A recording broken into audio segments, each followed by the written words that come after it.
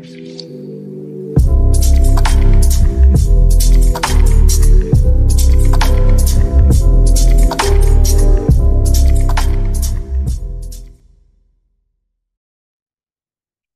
bienvenidos a un nuevo video. Mi nombre es Diego, pero me pueden decir Yello. Y en esta ocasión, en este video, les voy a explicar a través de 5 filósofos, de 5 pensadores, lo que es el Estado. Obviamente que ha habido muchos filósofos, ha habido muchos pensadores a lo largo de la historia que nos han definido lo que es el Estado. Varios tienen sus posturas, cada uno lo ve desde una manera, cada uno lo interpreta a su perspectiva. Pero para los efectos de lo que hoy es nuestro Estado específico, el Estado mexicano, y cómo está conformado, cómo es que funciona, he seleccionado a 5 filósofos, 5 pensadores que me parece que explican muy bien lo que es el Estado y que nos van a ayudar a entender el por qué somos lo que somos. Así que les voy a explicar en este video, o más bien vamos a ver en este video a 5 filósofos para entender lo que es el Estado. ¿El Estado es importante dentro del derecho? Claro que lo es, porque incluso ha habido posturas, ha habido teorías que marcan una relación simbiótica entre ambas. Es decir, hay autores, hay pensadores que nos dicen que el Estado hace el derecho y el derecho hace al Estado. Es decir, no existe un Estado sin un derecho y no existe derecho sin el Estado. ¿Y tiene lógica? Pues sí, porque al final del día recordemos que el Estado es una sociedad que está políticamente organizada en un territorio en específico. Esta sociedad requiere de normas, sí, porque requiere que haya reglas, que haya parámetros que nos digan qué sí se puede, qué no se puede hacer. Y a su vez, este derecho, estas normas van a legitimar a las personas que tienen esta organización política. Es decir, ¿por qué nosotros, por ejemplo, hoy en día, en el siglo XXI, hacemos caso, obedecemos, por ejemplo, a las instituciones? ¿Por qué estamos de acuerdo, permitimos, nos parece bien, que es correcto que una Cámara de Diputados, que un Senado haga las leyes? ¿O porque nosotros acatamos o estamos de acuerdo en que debe haber jueces que emitan sentencias? Bueno, porque pues existen normas, existen leyes que nosotros a través de nuestros representantes hemos aceptado, y esas leyes, esas normas son el reglamento instructivo de lo que es nuestro Estado. Entonces, es importante que dentro del estudio del derecho entendamos a su vez el Estado, porque es una relación, yo diría, y yo estoy desde esa perspectiva también, que es una relación de simbiosis. No hay Estado sin derecho y tampoco hay derecho sin Estado. El primer pensador, el primer filósofo del que les voy a platicar, pues es Platón. Platón, que fue el discípulo de Sócrates y el maestro de Aristóteles. Platón vivió entre los años 429 y 347 antes de nuestra era, antes de Cristo, como gusten marcarlo. Pero bueno, Platón, cuando uno lee o lo estudia, vamos a encontrar que él se refiere a algo muy interesante, porque él habla de estado precisamente, pero no un estado con el concepto que hoy lo estudiamos, que lo conocemos, sino que estado, Platón lo refiere o él utiliza esa palabra para referirse al mero estado de las cosas. Es decir, él dice, el estado funciona tal cosa, pero él no se refiere a estado como un concepto tal cual, sino que simplemente dice, pues el estado es pues cómo están las cosas, es el estado de las cosas, es cómo funciona, es cómo se encuentra todo. Platón, recordemos o analicemos que él fue el discípulo de Sócrates. Si han estudiado o recuerdan un poquito a Sócrates, recordarán que Sócrates pues fue un pensador, fue un filósofo que cambió las cosas, que cambió la forma en que se estudiaba, la forma en que se hacía conocimiento, y por esa razón pues fue juzgado y pues fue ejecutado. Y en ese sentido, la muerte de Sócrates fue algo que definió mucho a Platón. Recuerden también una obra muy famosa de él, son los diálogos de Platón, en donde narra pues todo esto que vivió su maestro o lo que cuenta de lo que vive en su juicio. Y Platón queda muy marcado por la muerte de Sócrates y él empieza a cuestionarse mucho el correcto y lo incorrecto. Él tenía mucho el conflicto de por qué, si su maestro era un hombre bueno, era un hombre que desde su punto de vista era admirable, era guau, ¿por qué lo habían matado? ¿Por qué lo habían matado? Y sobre todo, ¿por qué lo había aceptado? ¿Por qué era justo? ¿Por qué era correcto eso? ¿Por qué sería correcto que matáramos personas que son buenas? Platón empezó a ondear en esa situación, y así él entonces, él dijo, no, es que a ver, yo lo que estoy viviendo, las cosas como están, el estado de las cosas actual no está bien, es un estado incorrecto. Entonces Platón dice, ¿cómo deberían de ser las cosas? Ah, bueno, deberían de ser un mundo donde haya cosas correctas e incorrectas, y que la gente que decide que sea lo correcto sea gente que de verdad sea capaz y que obre acorde a lo que es correcto, a lo que es cierto, a lo que es bueno. Así entonces, él concibe la idea de un estado ideal de las cosas, un estado ideal como un mundo ficticio en el cual todo opera conforme a lo que es correcto. ¿Y cómo decimos que es algo correcto? Pues conforme a lo que dice Platón, conforme a la idea de la justicia. Platón, y esta idea la retoma su discípulo que es Aristóteles, nos habla de la justicia como lo bueno, lo cierto, lo verdadero, lo correcto. En ese sentido, él dice que el estado ideal de las cosas, ese estado al que debemos de aspirar, es aquel en el cual todo es conforme a la justicia. Y Platón nos explica en ese sentido, y es algo que pues a la fecha está mucho el debate, él tiene la idea de que no todas las personas tienen que decidir lo que es correcto. Es decir, Platón nos dice, si dejamos que todo mundo decida lo que es correcto o lo que es incorrecto, pues va a variar las cosas. Además, no todas las personas están hechas para liderar, no todas las personas están hechas para gobernar. Así pues, él dice, el estado ideal, ese estado que yo estoy imaginando donde todo es perfecto y es maravilloso, es como un gigante. Y ese gigante va a funcionar a partir de miembros, a partir de sus extremidades, como un ser humano. Los labradores son las manos, son los que trabajan. Los militares son los brazos y con el corazón, porque es lo que le da fuerza, vigor a ese gigante. Pero los magistrados, los gobernantes, son el cerebro. Es decir, Platón no dice, todos, ahora sí que él no es clasista, digamos, o no es clasista en el sentido que hoy en día lo entenderíamos, pero Platón más bien habla de una división del trabajo acorde a las habilidades de cada quien. Y desde su punto de vista, no todos tienen la habilidad de gobernar, no todos tienen la habilidad de tomar decisiones.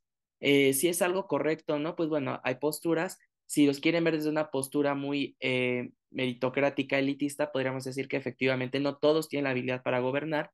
Si lo ven desde un punto de vista más populista, pues todos dirían, no, pues todos pueden tomar decisiones, todos pueden gobernar. Pues hay ejemplos de ambos lados que nos enseñan que pues no están ciertas ambas posturas, ¿no? Pero bueno, ese es Platón y eso es lo que nos habla de Estado. Pasamos al siguiente filósofo que es Santo Tomás de Aquino. Él vive entre los años 1225 y 1274. Él forma parte de una corriente de pensamiento llamada la escolástica, que básicamente fue una corriente del pensamiento filosófico que surge en las entrañas de la Iglesia Católica, del mundo cristiano de la Edad Media. Santo Tomás nos dice que existen dos potestades, la temporal y la espiritual, pero ambas provienen de Dios. Recordemos ustedes, o bueno, recordemos, se los cuento por si no lo sabían, la Edad Media está caracterizada porque es una época en la que, además de pues todo lo que ya sabemos, caballeros, bla, bla, bla, feudos, todo eso, había un gran debate respecto a quién tenía el poder. Ustedes me van a decir, ay, pues era obvio, el rey.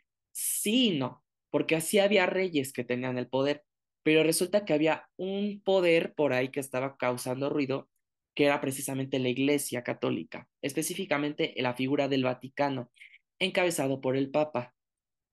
Los reyes decían, a ver, se supone que yo soy un rey ungido, elegido por Dios, que yo gobierno. Entonces, ¿por qué tú, Papa, por qué tú, Vaticano, me quieres venir a decir a mí lo que tengo que hacer si yo soy el representante de Dios? Y recordarán ustedes que incluso hoy a la fecha, el Papa, bajo el mundo católico, es conocido como el representante de Dios en la tierra, básicamente, dentro de la Iglesia Católica. Entonces era un debate muy fuerte porque precisamente había una disyuntiva de poder. De, a ver, ¿a quién le hago caso? ¿Al rey elegido por Dios o al papa? O sea, el papa era el representante divino, o sea, era un debate muy fuerte. Entonces, Santo Tomás interviene dentro de este mundo, dentro de esta controversia, y él nos dice, a ver, va a ver, hay dos poderes. Un poder temporal, que es el poder humano, el poder de los hombres, y un poder espiritual, que es el poder sobre las almas, que es el poder religioso, espiritual, divino. Pero ambos poderes vienen de Dios. Y con esto Santo Tomás de Aquino lo que hizo fue amarrar del pescuezo a los monarcas. ¿Por qué? Porque Santo Tomás lo que les dijo a los reyes fue, a ver, sí, tú eres un rey, tú eres elegido por Dios, pero ¿qué crees, mi chavo? Tu poder es temporal, es un poder humano. Y aun y cuando tu poder es temporal, cuando tu poder es humano, ese poder te lo sigue dando Dios. ¿Y quién es el representante de Dios? Pues el Papa. Entonces, ¿a quién le haces caso? Pues al Papa. Entonces, esta es una jugada muy interesante de Santo Tomás, porque lo que hace es amarrar el poder para, pues en este caso, los intereses de un grupo religioso, en este caso. ¿Por qué es importante hablar de Santo Tomás cuando hablamos del Estado? Porque hoy en día muchos estados, si no es que casi todos, son laicos. Muchos estados están apartados de las religiones. Que si lo hacen por una libertad de pensamiento, de credo, pues sí, o sea, está esta cuestión derecho manera de la libertad y todo eso. Pero más allá de todo eso, está porque el Estado hoy en día, o muchos estados hoy en día, sobre todo en el mundo occidental, son laicos porque lo que se busca precisamente es evitar que grupos de poder religiosos, militares, económicos, etcétera, incidan y tengan poder. El Estado es muy celoso y el Estado busca concentrar el poder. Y en ese sentido, hoy en día el Estado no busca que nadie más tenga poder más que él. Por esa razón es importante que veamos esta perspectiva de Santo Tomás, porque es una perspectiva que hoy en día ya está totalmente superada y que no nos aplica a nosotros. Porque imagínense, si hoy en día todavía consideramos, por ejemplo, dijéramos, el presidente o la presidenta tiene su poder gracias a Dios, pues quién sabe qué intereses habría de por medio. Ahora, imagínense ustedes otra perspectiva, no como la de Santo Tomás, pero sí bajo la misma teoría. Imagínense que nosotros dijéramos, el poder que tiene el gobernante, el presidente, la presidenta, es gracias a los empresarios, o es gracias o es elegido por el poder de las armas, de los militares. Pues daría pauta que estos grupos de poder, estos factores reales de poder bajo la perspectiva de Ferdinand Lassalle, incidieran totalmente y se hicieran con el control de un Estado. Entonces, hoy en día esta visión de Santo Tomás está superada, pero es importante conocerla porque pues hoy en día nos damos cuenta que esto ya no existe. O bueno, hoy en día es lo que buscamos que no exista. Constitución política de los Estados Unidos mexicanos. El Estado es laico y el Estado está separado de la Iglesia. ¿Por qué? Porque nosotros no, el poder del Estado se debe al Estado mismo, no a ningún otro poder, no a ningún otro factor, ningún grupo de interés, digámoslo así. Ahora, Santo Tomás también considera que la ley es algo natural y cuando la ley es realizada por el hombre, se puede transformar, se puede corromper y puede ir totalmente en contra de la justicia. Esto es importante porque Santo Tomás nos dice, el Estado tiene normas, tiene un derecho, tiene un ordenamiento, pero ¿qué pasa? Que ese ordenamiento, cuando lo hacen los hombres, se puede ir en contra de la justicia. Entonces, si ustedes quieren hacer leyes buenas, leyes correctas, tienen que hacer o tienen que apelar a la ley natural que nos ha dado Dios. Eso es lo que Santo Tomás propone. Promueve la idea de un Estado fundado a partir del poder de Dios y que se rija por el ordenamiento, por la conciencia de la razón.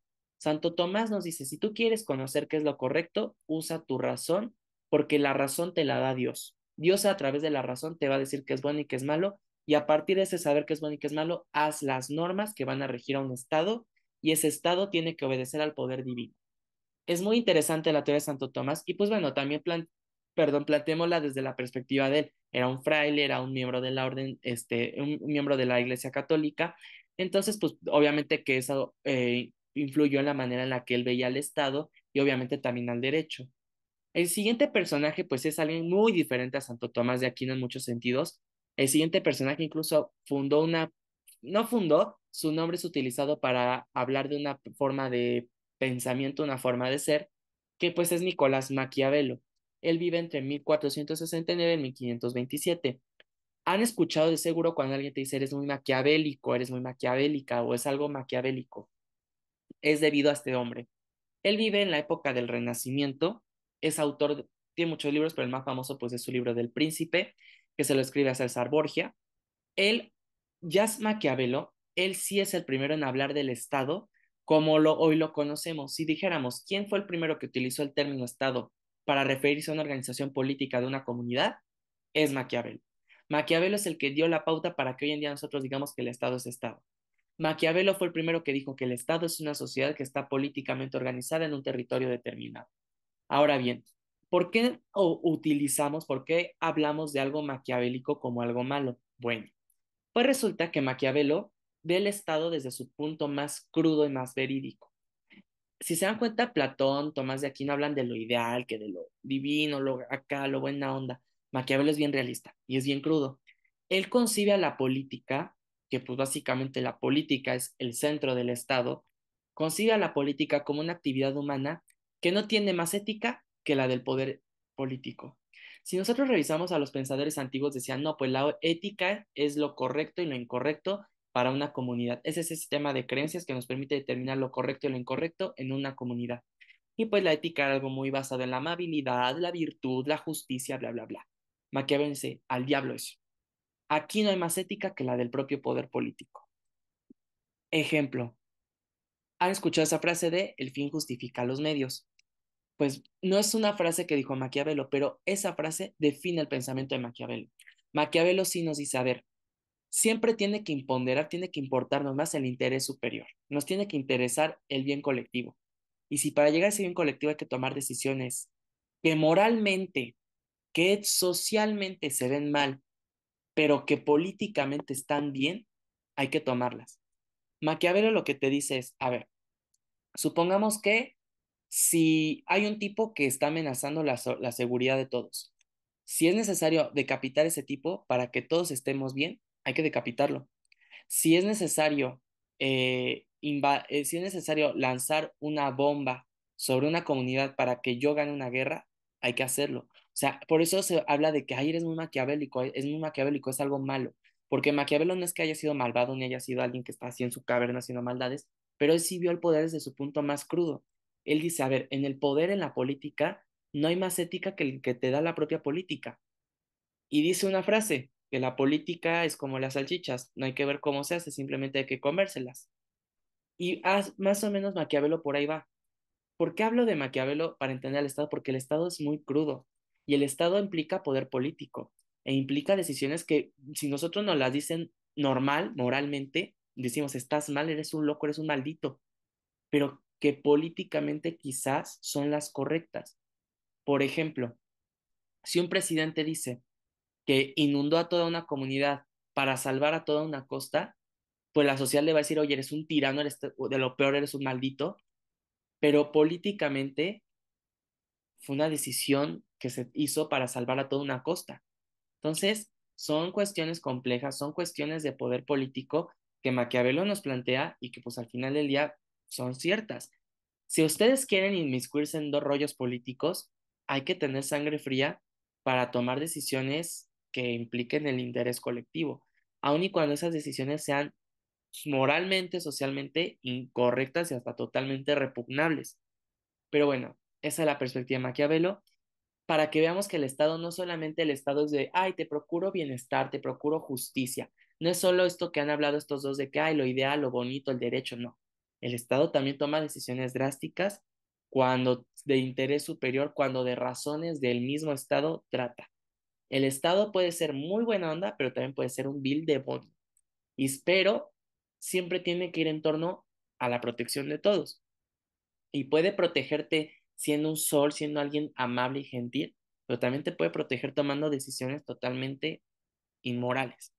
Ahora bien, el siguiente pensador es Thomas Hobbes, o el siguiente filósofo. Él vive entre 1588 y 1679. Es el autor del famoso libro de Leviatán. Él plantea que antes del Estado, Hobbes nos dice que existía el estado natural, el estado de natura, en el cual los hombres se peleaban entre ellos. Hobbes concibe la idea de que el hombre es malo por naturaleza, el hombre es violento, es cruel por naturaleza, y el hombre en su estado natural se destruye a sí mismo bajo esa famosa frase del homini lupus hominem, el hombre es el lobo del hombre. O sea, Hobbes dice, no, el hombre solito se destruye y entre nosotros nos damos con todo. El Estado llega, el Estado viene a ser ese momento de paz. Es eso que nos permite que convivamos los unos a nosotros sin matarnos. El Estado para Hobbes es ese resultado del acuerdo entre los hombres para protegerse de ellos mismos y no morir violenta y prematuramente, y es aceptado por todos los integrantes de una sociedad civil. El Estado es un acuerdo al que llegamos como individuos, como hombres, para dejar de estarnos matando, para dejar de estarnos peleando y vivir en santa paz. Ahora bien, es algo que todos aceptamos. Y en ese sentido, los ciudadanos, las personas, cedemos derechos para mantener la paz. Por ejemplo, yo puedo en un dado momento ir y gritarle de cosas a alguien, pero yo no lo hago, yo renuncio a eso para tener paz, para que no me violen mis derechos, para que no me hagan nada a mí. O yo también podría ir a agarrar una piedra y aventársela al vecino, pero no lo hago, yo cedo para mantener la paz. Entonces Hobbes nos dice, si no viviéramos en este estado, viviríamos horriblemente. El Estado llega a salvarnos, a hacer un acuerdo para vivir en paz, pero ese Estado debe ser con un poder absoluto que pueda mantener el orden y que a la primera subversión controle eso.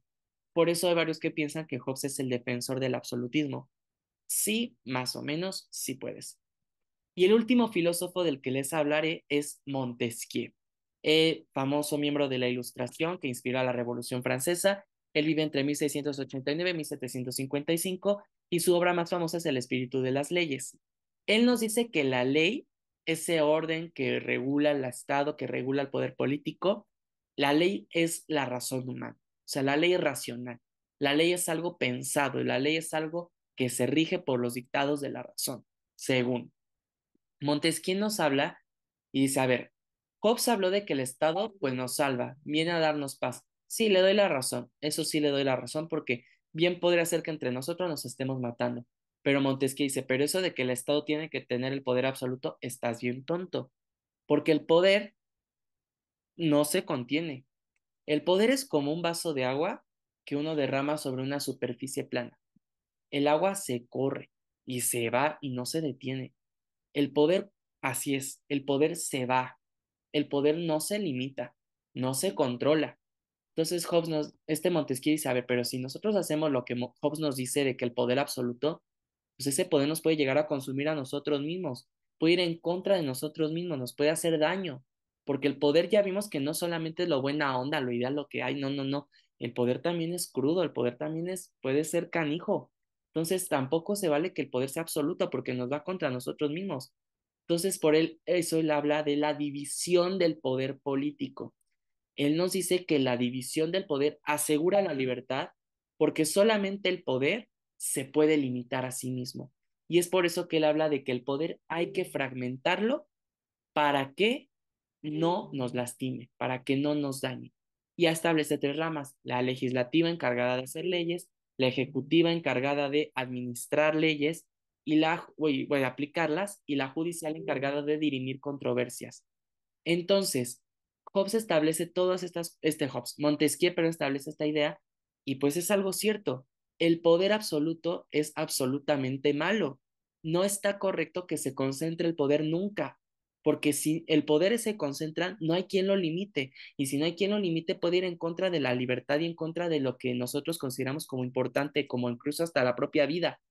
Si alguien tiene todo el poder y dice, mátenlos a todos, y no hay quien le diga, no, no lo hagas, los matan a todos y valemos. Entonces, no es correcta la concentración del poder por ninguna rama. No es correcto ni que el poder legislativo concentre el poder, ni que el ejecutivo, ni que el judicial lo haga. Esta es una teoría de Montesquieu del siglo XVIII que muchos países tienen hoy en día y que ha demostrado ser buena. Sistema de pesos y contrapesos.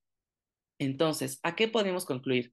Que el Estado si es algo ideal, que es algo que tenemos que ir construyendo, es un Estado que tiene que estar aparte de cualquier poder, el Estado político tiene que ser político, es un Estado que puede ser muy crudo y muy cruel, que no debe ser absolutista y que por eso tiene que tener un poder político dividido, fragmentado. Eso es el Estado. El Estado es algo bueno, es algo malo, pero que al final del día debe de tener y garantizar paz, control, estabilidad. Por eso, todas estas teorías y estas posturas. Les dejo estas referencias para que puedan profundizar en las ideas de todos estos filósofos y muchos más que han hablado sobre el tema. Sobre todo les recomiendo la de Carré de Malver, muy buena, se las recomiendo mucho. Pero bueno, sin más por el momento, espero que les sea de utilidad este video, espero que les sirva. Y pues bueno, cuídense mucho y que tengan una excelente semana. Nos vemos en la siguiente ocasión. Hasta la próxima.